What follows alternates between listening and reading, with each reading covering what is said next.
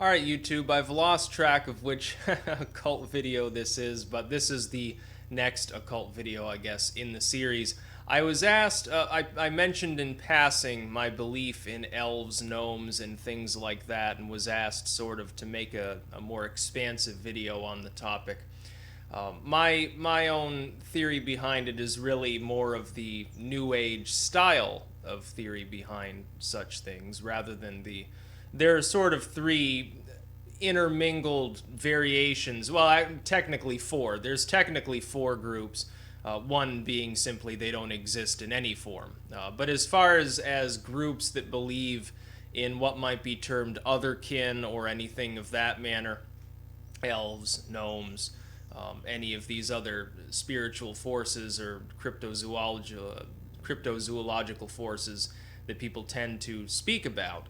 The three variations are those who believe they're essentially cryptids, that is, they're physically mortal beings of some sort that are sort of like the abominable snowman or something like that. That is, they exist in a physical form, they just haven't been fully quantified, but they have been seen. Some would say, well, they did exist. They're now extinct in modernity, but they did exist at some time before.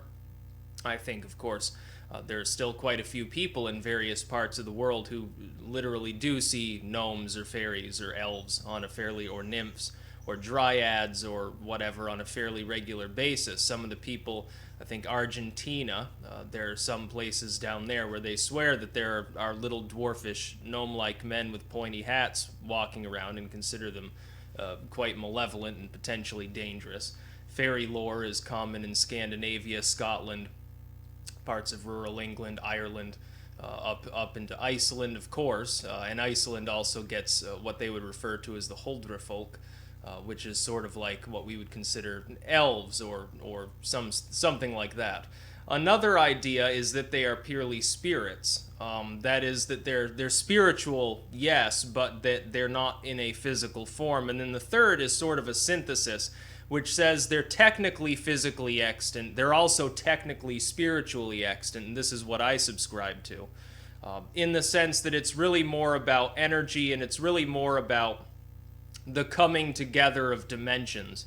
That the idea that multiple dimensions are capable of temporarily or permanently overlapping, this ties in to more paranormal research than you can possibly imagine. This basic theme, the idea that there are locations in the world, forces in the world that we can't quite comprehend, in which there appear to be portals or vortices of some sort, or something else going on, or the energy can be manipulated through spiritual or scientific works to give the same result, and that these forces can seem, at least, intelligible, anthropic in some cases, possessed of its own, its own volition, its own desires or goals. It's capable of acting upon the world. This theme is relatively common, and it's slowly moving from the realm of pseudoscience back into science proper. I think the big debate, and this encompasses,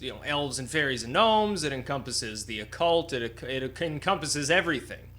The big debate is, when we look, we can clearly see that a lot of what is done now in science is what was spoken of first by the spiritual. The idea of transmuting elements into gold was held as true, or metaphorically speaking true, by ancient alchemy. When modernity came around, it was regarded as something, it can't happen. It's impossible. There's no chemical process by which elements can transmute into one another, short of, radioactive decay, as they would later find out. Well, yes, radioactive elements can interact in such a way and form other elements, or isotopes thereof. But the idea was that no stable, element can be transformed into another. But they were wrong. And we know that they're wrong, because they have smashed nickel atoms together in the Large Hadron Collider and produced gold. They have smashed particles together and produced other elements. Now, is CERN is a particle accelerator the same as alchemy? No. But the principle turned out to be true. The principle was, for centuries, regarded as impossible. And when the spiritual provides an explanation for something and then science talks about it and so forth, you get a lot of times what you get is this explanation from one side to the other, regardless of which you're talking to, of something is not possible. And time again, we prove that that's wrong. It's impossible to fly. Well, we just flew. It's impossible to leave, the Earth's atmosphere and put something into high orbit. Well, we did. It's impossible to go to the moon. It's impossible to shoot something at Mars. It's impossible to, regenerate a lost organ. It's impossible to transplant this organ. It's impossible to cure this disease. It's impossible to cure cancer. It's impossible to cure AIDS. It's impossible to, ameliorate this specific type of deformity. Time and time again, science, established mainstream science of an era, proclaims something an impossible feat, only to then, 20, 30, 40 years down the road, get supplanted by people who realize, oh, that's right, it was possible all along. We just didn't have the means to achieve it at the time.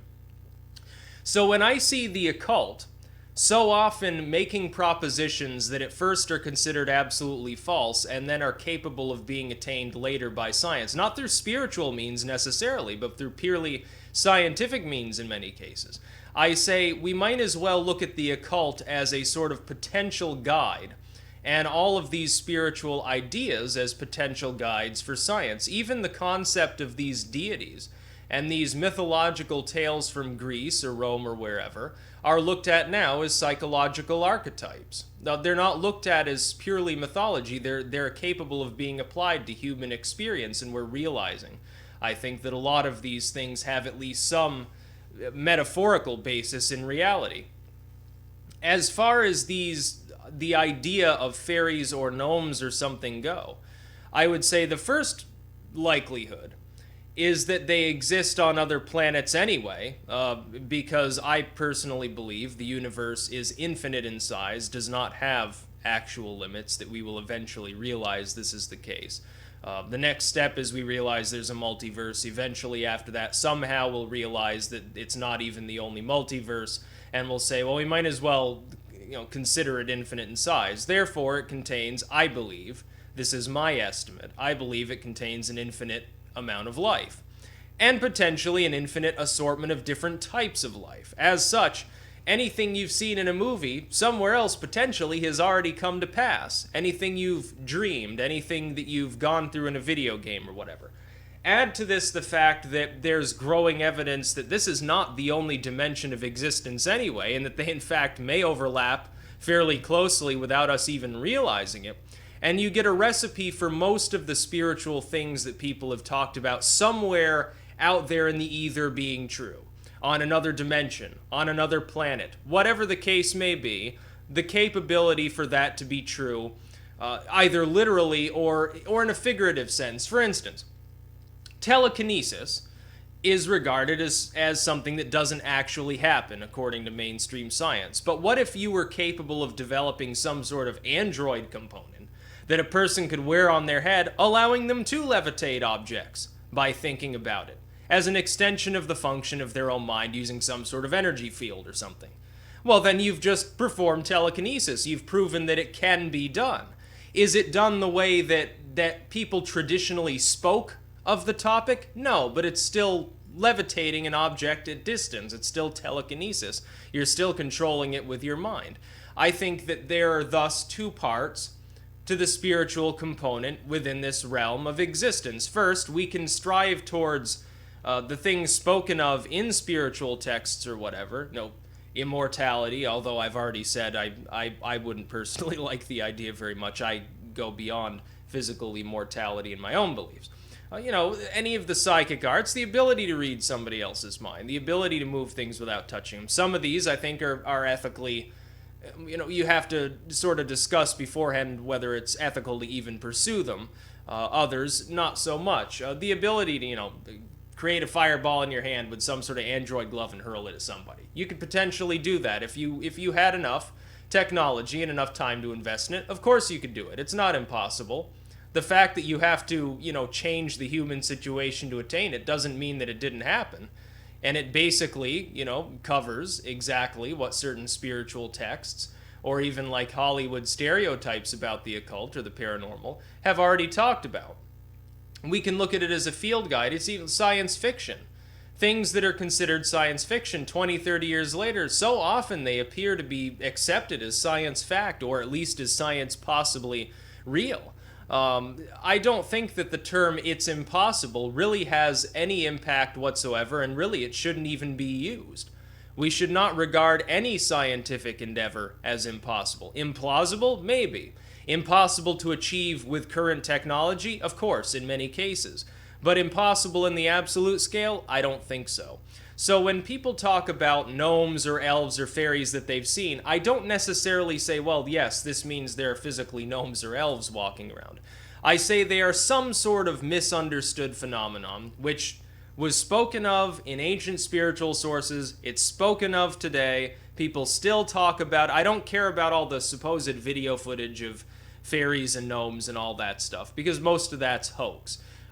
However, the possibility remains it could be some sort of cryptid. We simply don't know. Even in this age, where most of the planet has been terraformed by man, there's still a lot that we don't know about the natural world. People can literally be digging around in their backyard and find some new genus of pseudoscorpion or spider or something. There was some kid that found 3 new genuses of spider in his backyard not that long ago in a civilized, developed part of the Western world.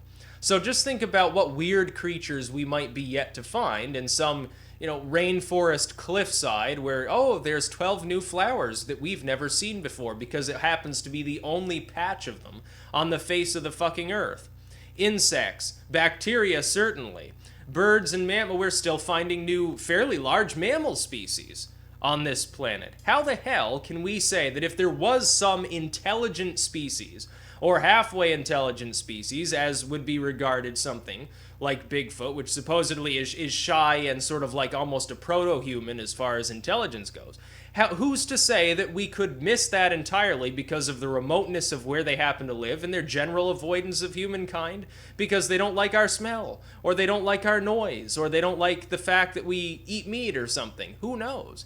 It's entirely possible. I mean, they've still, not too many years ago, swore they saw a Tasmanian tiger, which supposedly was extinct. The coelacanth is a great example. Oh, well, it's extinct. Then they find these new specimens. Then they find out that it's actually pretty damn common. And then they find out it really hasn't changed over the course of its evolution for millions of years. It's almost exactly the same as fossils of it from millions of years ago. There are all sorts of things that we have not yet quantified within the scientific world. I look at it, though, ultimately, as wavelengths and oscillation and the overlapping of dimensions. I look at existence more in the term of waves, and thus, over time, you get what essentially equates to a cycling of these multiple dimensions in which occasionally they could overlap somewhat. I find it strange that so often, whether you're talking about elves in like Icelandic tradition, or fairies in Scottish or certain parts of Scandinavian tradition, or Bigfoot, certainly, Missing 411 is an excellent sort of guide to that, or any of these other strange creatures, I find it very, very strange that a lot of the time they are associated either with a single tree standing out in the middle of the field, or a single rock outcropping in the middle of a meadow, or something like that. It's almost totemic. It almost becomes like, sort of, how you might regard an obelisk or something else that supposedly directs some sort of divine energy that people spend an inordinate amount of time erecting for apparently no purpose in antiquity other than, we want to build it, so we're just going to build it because it doesn't serve any other purpose to erect this, 100-foot tall stone slab in the middle of, the desert. I find it very strange that there's this similarity between all of these different locations and all of these different forces. And when I say that I believe in such things, I'm not saying I believe in them I don't believe that if I go out in the woods, I'm going to see literal fairies that I can interact with. I don't think I'm going to see an actual gnome wandering through the forest in a visible physical form. What I do say is, though, there has to be something behind the fact that these mythologies seem so widespread. There is so much overlap. It goes beyond the realm of coincidence. and I believe that we're seeing the overlapping of dimensions in either certain locations or certain periods of time or whatever. I would draw this in, and I'll be making another video on this topic. I would draw it into the concept of various cycles within Vedic lore, within, Buddhist lore, whatever, Hindu lore. Some of the beliefs there that I believe that I've looked into them, and I've seen something that could be far larger than the cycles that they themselves talk about. That just my opinion. It's just something that I read into it as I sort of thought about it in my mind. As far as sort of the idea that our existence is not entirely static and can be influenced from elsewhere, I think we're going to find much more evidence of that in the future. So yeah, I believe in such things in a way. So don't think that I'm actually seeing, elves wandering through the woods like, Legolas or whatever, because that's not entirely what I mean. That's about all.